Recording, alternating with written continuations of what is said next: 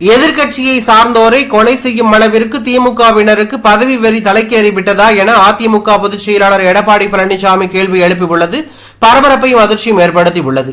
இதுகுறித்து அவர் வெளியிட்டுள்ள அறிக்கையில், தூத்துக்குடி மாவட்டம் ஒட்டப்படாரத்தில் அதிமுக நிர்வாகி திரு முத்து பாலகிருஷ்ணன் அவர்களை திமுக நிர்வாகி கருணாகரன் உள்ளிட்டோர் லாரி ஏற்றி படுகொலை செய்ததாக வரும் செய்தி அதிர்ச்சி அளிக்கிறது. இந்த கொலைக்கு உள்ளாட்சி தேர்தல் போட்டியும் ஒரு காரணம் என்று செய்திகள் வருகின்றன.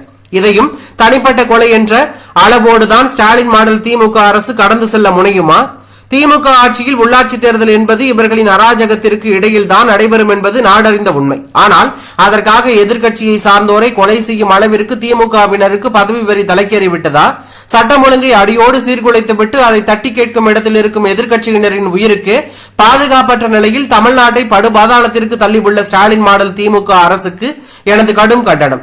முத்து பாலகிருஷ்ணன் கொலை வழக்கில் தொடர்புடைய திமுக பிரமுகர் கருணாகரன் உள்ளிட்ட அனைவர் மீதும் கடுமையான சட்ட நடவடிக்கை எடுக்க வேண்டும் என ஸ்டாலின் மாடல் திமுக அரசை வலியுறுத்துகிறேன் என்று அவர் கூறியுள்ளது பரபரப்பையும் அதிர்ச்சியும் ஏற்படுத்தியுள்ளது.